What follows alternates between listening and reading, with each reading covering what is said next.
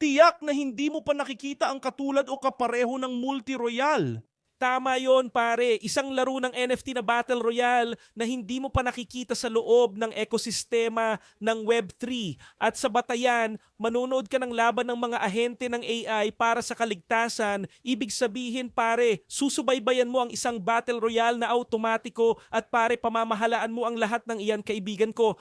Ibig sabihin, pare, ito ay isang ganap na automatikong laro at kailangan mo lang pamahalaan at subaybayan ang laban ng mga ahente ng AI.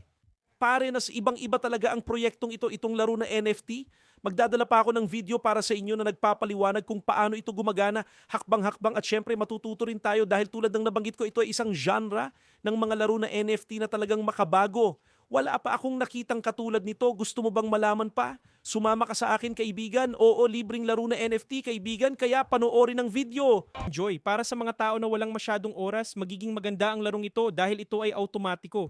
Dito, sinasabi kung paano ito gumagana, di ba? Magtatayo ka ng sarili mong IA, gagawa ka ng ahente dyan, gamit ang API ng mismong site dyan, ng mismong multi-royale dyan. Tandaan, ito ay isang laro dyan sa ekosistema ng cross, di ba? Na alam nyo na ang cross ay baliw, di ba? Nilikha mo ang iyong ahente, papasok ka sa arena at makikilahok ka sa mga laro, magna-navigate ka sa mapa base sa hexadecimal, makikita mo kung paano ang mapa doon. Makakahanap ka ng mga kagamitan at tutulong sa mga paborito mong karakter na nandoon. At ang maganda, itong bahagi ng pagtulong gamit ang mga kagamitan at iba pa ay magiging ang Spectro, ang tagapag-sponsor. At hindi pa ito na ilalabas. Sa ngayon pare, susundan mo ang mga ahente at pagkatapos mong sundan, pare, makakakuha ka ng puntos para sa isang ranking na alam mo malamang na magkakaroon ng uri ng airdrop. Tara na mga kaibigan, gumawa tayo ng isang laro dito. Paalala lang, hindi ko alam, ha? Kung sakaling may laro na hindi ko pa na-click dito kahit gumawa ng laro. Susundan mo ang larong kasalukuyang nasa pag-unlad at dito nga may laro na sa pag-unlad at maaari ka nang sumali dito, kailangan mo lang gumawa ng isa. Pagkatapos, kapag natapos na ito, maaari kang pumunta at gumawa ng sarili mo. Ayos? Tingnan natin kung paano ang laro dito para maintindihan ninyo. At ako rin ay makapagmasid, di ba pare? Sa tingin ko ito ay medyo kakaiba. Siyempre hindi pa ito 100%, ha? Oh, sa ngayon, merong yugto ng ranking, airdrop, mga gantimpala at iba pa. Pero tandaan pare, libre ito. Tulad ng nakikita ninyo pare, may iba't ibang mga ahente ng AI dito sa ibaba. O sa laban na ito may 42. Oo, na available pa rin dito ha.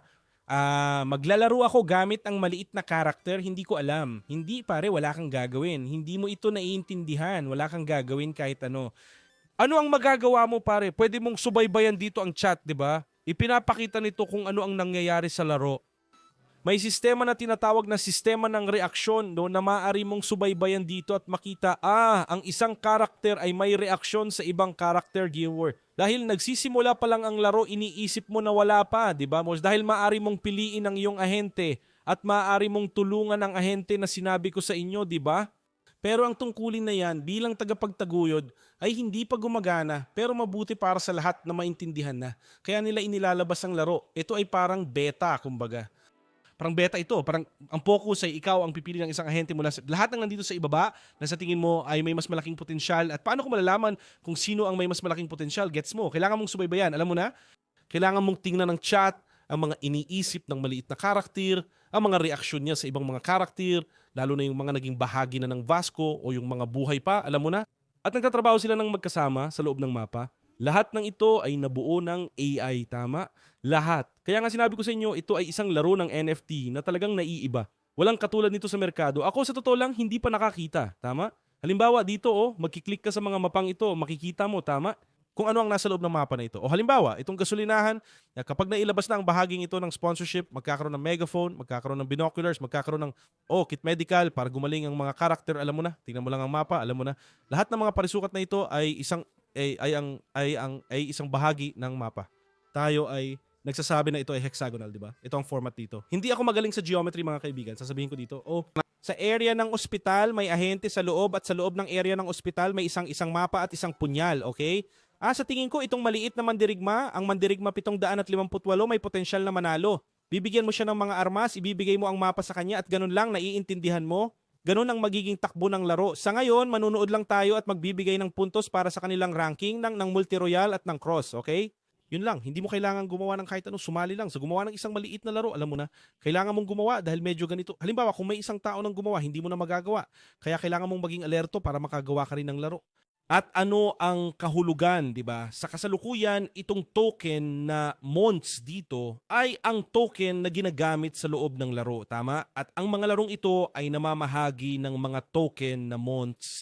Ang mga laban na yung nilikha, na yung sinasalihan din mula sa ibang tao. At sa hinaharap, kapag opisyal na inilunsad ang laro, makakapasok ka sa ganitong uri ng laban dito, sa kabila at gagamitin mo ang token Mons para dito. At syempre, ang premyo ay magbibigay ng mas maraming ahente at mas maraming token Mons. Yun na, bukod pa dyan, yung airdrop na nangyayari para sa ranking, na hindi ko napapasukin sa maraming detalye, pero nangyayari ito, okay? Pero pare, ang premise ng laro ay ito, at kailangan nating matuto ng sabay, di ba? Kasi pare, tulad ng sinabi ko, wala pang katulad nito sa merkado. Kaya kailangan nating, di ba, obserbahan at intindihin kung paano ito gumagana sa praktika. Ayan. At saka nagfa-farm, pare. At nagfa-farm na siyang pinakamahalaga, di ba? Paalala ulit, libreng laro na NFT. Libre. Ayos. At ang lohika ng mga proyekto ng Cross, sa pagkakaintindi ko, ay maganda ang mga laro. Karamihan ay libre at may iba't ibang mga event ng ranking at iba pa, tama? Kaya lahat ng proyekto ng Cross ay maganda dahil dito, tama? Sa Kata, kung saan pinag-uusapan ang tungkol sa airdrop na ito, di ba?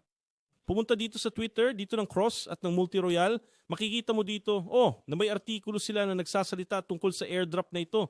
Ayos ba? Pwede kang pumunta dito, isalin, basahin mo rin, di ba? Pwede kang pumunta dito sa Twitter at POM, isalin din.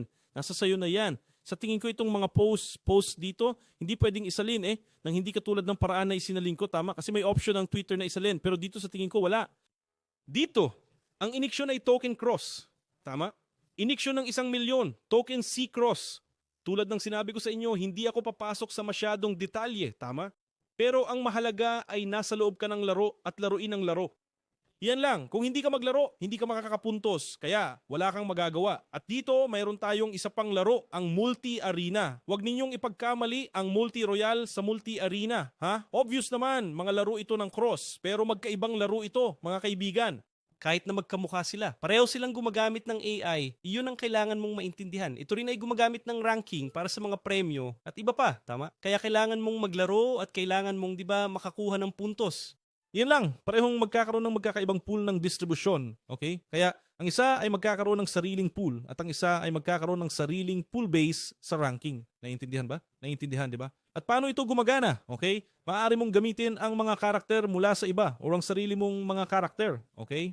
Pwede kang lumikha ng iyong ahente. Paano ko lilikhain ang aking ahente? Pumunta ka dito sa lumikha ng ahente, okay? Pwede kang pumili ng litrato, pangalan niya, estilo niya, tama? Kung siya ay intelektual, kung siya ay isang taong mabangis, kung siya ay dark, alam mo na, pwede kang gumawa ng sarili mong prompt dyan. Hindi ito sa pilitan, optional lang, okay? Para sa mga tao na makakakita ng prompt na ito, na pwede kang maglaro gamit ang karakter ng ibang tao, gayon din sila ay pwede ring maglaro gamit ang iyo. Isang bagay na interesante na makatawag pansin para magamit ng mga tao ang iyong character. At kung gamitin nila ang iyong character, makakakuha ka ng mas maraming puntos para sa ranking dito sa tournament. Makikita ninyo, nagawa ko na ang aking character, hindi ako naglagay ng prompt, ha?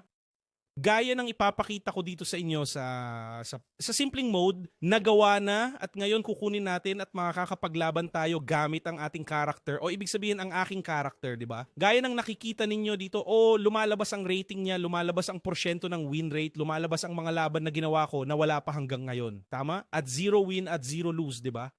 Ano sa panabaning Mayroon itong parehong laban sa grupo at isang laban na isa laban sa isa, tama? Maaari kang pumili ng alinman sa dalawang opsyon para sa iyong laban. Ilalagay natin dito, isang laban na isa laban sa isa, tama? Piliin ang ahente na gusto ko, na ginawa ko, di ba? Syempre. Maaari kang maghanap ng mga ahente, maaari kang kumuha mula sa ibang mga manlalaro tulad ng sinabi ko na, di ba?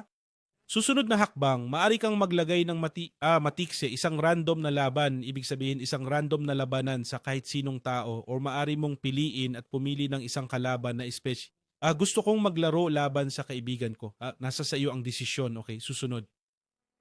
Ang dami ng rounds, mga paksa, ang wika, alam mo na. At start, pare. Ayos. At magsisimula na ang maliit na laban dyan. Tandaan, lahat ay automatiko. Okay? Lahat ay automatiko. Tingnan mo. Nagsimula na ang laban. Pwede mong tingnan ang battle log, di ba? Kung ano ang nangyayari dito, ayos. Mag-uusap sila laban sa isa't isa. yung isang tao nagmumura sila, ha? Grabe ang laban. Palitan ng mga agresyon dito, mga kaibigan. Pare, ito ay mga laro sa niche ng NFT na talagang bago, wala pang katulad, mga kaibigan. Parehong ang multi-royal at ang multi-arena. Tandaan, ito ay dalawang magkaibang laro, ngunit nasa parehong ekosistema ng cross. Okay? Kaya para sa'yo na walang oras ang mga ganitong laro ay pare, perfecto, di ba pare? Kasi di ba lahat ay automatiko, napakaganda. Kaya dahil libre ang mga laro, subukan ninyo, alam mo na, pumunta ka sa multi-royal, pati na rin sa multi-arena, maglaro kayo, alam mo na, pumunta ka sa kung saan ka mas nakaka-relate, parehong magbibigay ng puntos para sa ranking. Ayun, yun lang mga kaibigan. Kung may tanong o tip, iwan lang sa mga komento. Ang iyong partisipasyon ay laging welcome. Huwag kalimutan pare, mag-iwan ng like sa video, mag-komento sa video, at mag-subscribe kung bago ka. At syempre mag-iwan ng hype. May function na hype sa iyong cellphone. Kuhanin mo lang ang iyong cellphone at sa bahagi ng mga komento, iswipe mo lang sa gilid at mag-iwan ka ng hype para sa akin pare. Kailangan mo lang ng 2 segundo ng buhay mo at makakatulong ka na sa akin ng malaki. At huwag kalimutan ng like ha. Magbigay ka ng like. Kahit man lang. Isang click lang tol, tulong mo na sa amin. Ingat kayo ha. Mahigpit na yakap. Kita-kit sa susunod na video at sama-sama tayo. Body, I'm an icon, man. And my girl about a 10. I should fuck her in the Benz.